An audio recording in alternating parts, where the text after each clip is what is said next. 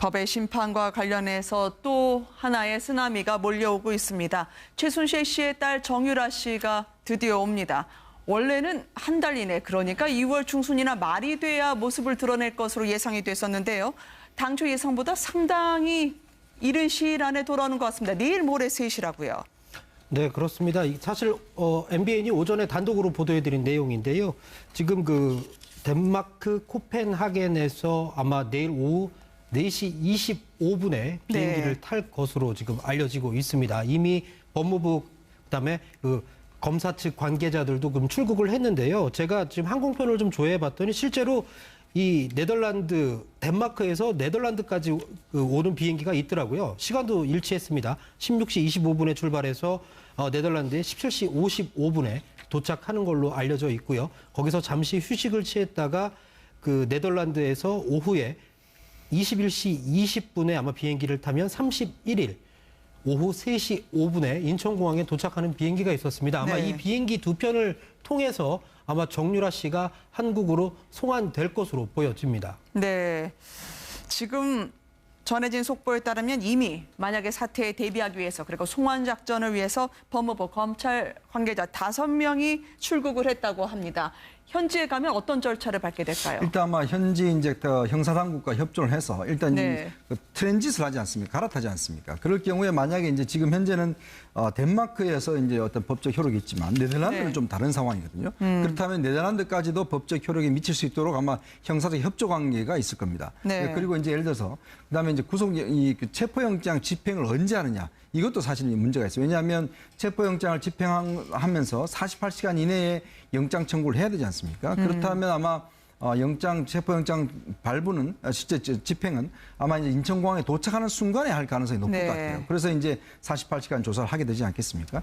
그래서 아마 이제 정유라가 중간에 어떤 순조롭게 이제 올 수 있도록 그렇게 아마 이제 옆에서 협조를 해주는 또 현지 당국과 협조를 해주는 거 하는데 지금 아마 정유라의 아들은 이제 이번에는 동행을 하지 않는 것으로 알려지고 있습니다. 그쪽에서 아마 이제 다시 이제 보호하에 있고 일단 정유라만 오는 것으로 되어 있습니다. 근데 이게 비행기에서 누군가를 체포한다는 게 이렇게 간단한 문제가 아닙니다. 그러니까 우리 속인주의, 속지주의도 얘기하고 그러는데요. 비행기는 국적기 안에 탑승을 했을 경우에 보통 국적기 안을 자국의 영토로 간주하는 경우도 있을 수 있지만 또 국적기가 다른 나라의 어떤 영해를 상공을 이제 날아갈 때는 그 나라 또 땅 안에서 지금 국적기가 날아다니고 있다고 또 판단하기도 하거든요. 그래서 뭐 흔히들 이제 얘기하지만 비행기 안에서 아이가 태어나면 이게 도대체 어느 나라 국적이 아니냐 이런 거 가지고 논란이 되기도 하고 그럴 정도인데요.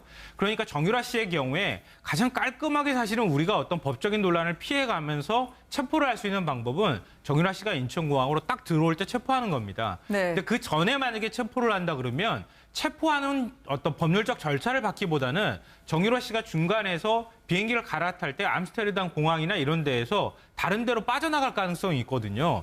그렇지 못하도록 이 정유라 씨 주변을 지킨다거나 아니면은 공항 측의 협조를 얻어서 같이 수사관이 체포는 하지 않지만 동행하는 방식으로 선택한다던가 이런 식으로 나중에 법률적으로 문제가 생기지 않는 방법으로 국내까지 이렇게 송환하는 방법들을 선택할 것으로 보입니다. 수사관 중에 한 명은 여성을 이번에 배치를 했다고 합니다. 말씀하신 것처럼 바로 네덜란드에서 우리 국적기를 탈 때는 그다음부터 문제가 없겠지만 네덜란드까지 혹시 트랜짓 타는 과정, 즉 비행기를 바꿔 타는 과정에서 정유라 씨가 예상치 못한 심경의 변화라든지 돌발 사태, 그럴 가능성은 없을까요?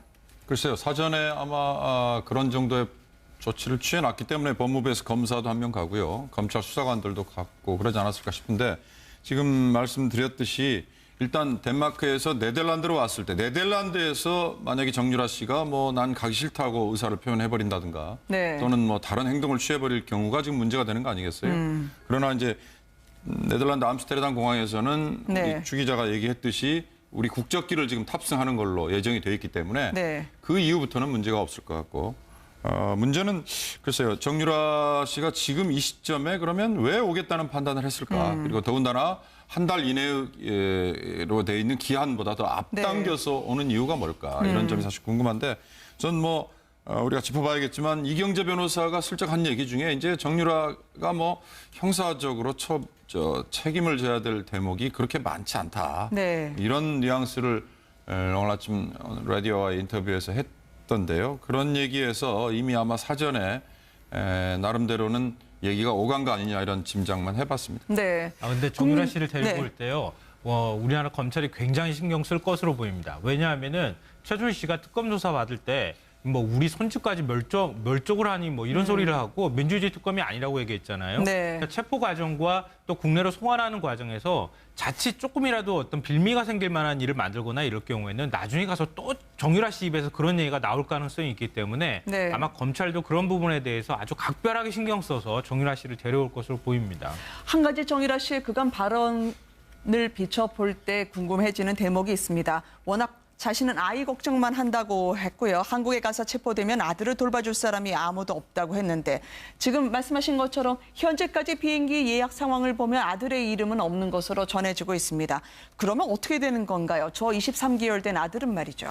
일단 이제 국내에서는 아마 구치소에서는 18개월 이상 되면 아마 같이 생활할 수 없는 것으로 저는 알고 있습니다. 네. 그래서 아마 이제 지금 그쪽에서도 이제 덴마크에서도 이제 그 가끔 면회는 했거든요. 근데 같이 생활하진 않고 네. 같이 일주일에 한 번씩 면회 정도 하고 했었는데 지금 이제 국내 들어와도 사실은 이제 같이 생활하기는 힘듭니다. 지금 애가 이제 컸기 때문에 이제 그런 상황이기 때문에 아마 국내 같이 들어와도 본인이 어떤 지금 맡길 곳이 없기 때문에 이제 현재로서는 아마 같이 안 오는 것 같아요. 그리고 현재 이제 보모가 계속 이제 고용돼 있었기 때문에 그 보모가 있으면서 아마 국내 들어와서 어떤 형사적으로 어떻게 처리되냐에 따라서 이제 아마 아들도 귀국 여부가 결정될 것 같은데 문제는 지금 현재 이제 그 애 아버지가 있지 않습니까? 신주평 씨라고. 네. 있기 때문에 또 지금 정윤혜 씨가 또 있고 하기 때문에 특히 이제 신주평 씨 같은 경우는 지금 현재 이 아들의 어떤 그 양육권 이런 것도 지금 주장할 수 있는 처지거든요, 본인이.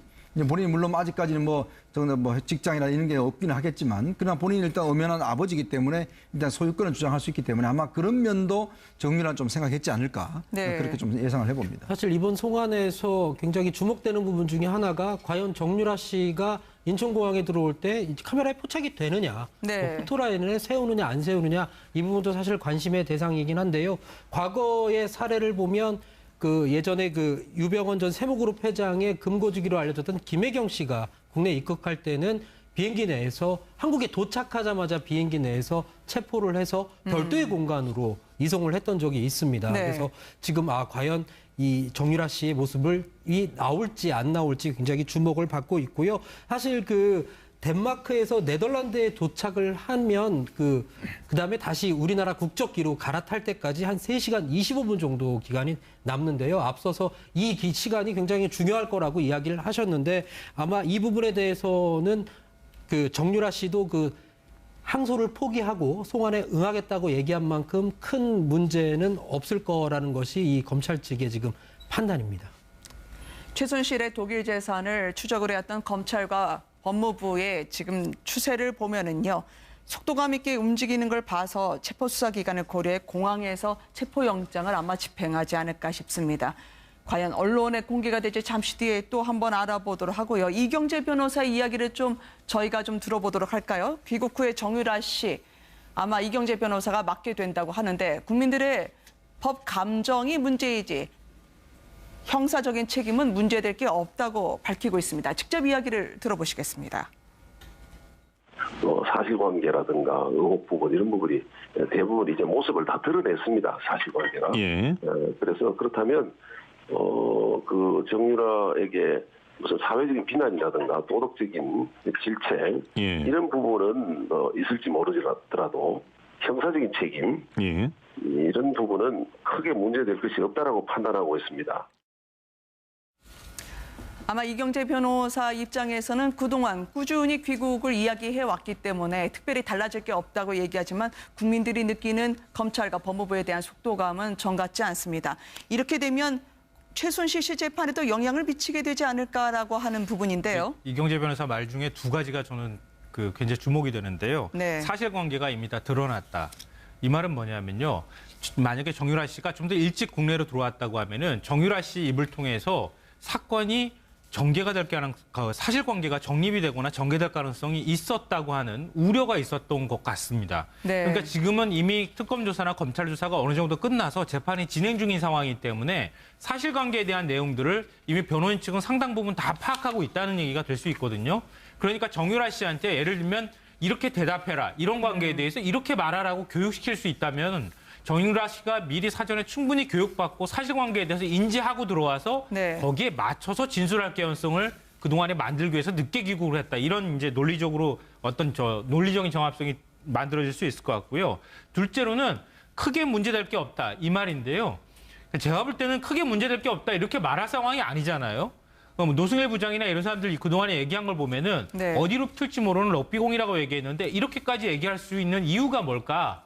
이미 정유라 씨하고 상당 부분 얘기가 될 수 있을 만큼 서로 간에 의견 교환이 있었고 본인들이 크게 걱정하지 않을 만큼 정도까지 뭔가 얘기가 오고 간 거 아닐까? 저는 네. 뭐 개인적으로 그렇게 추측하고 있습니다.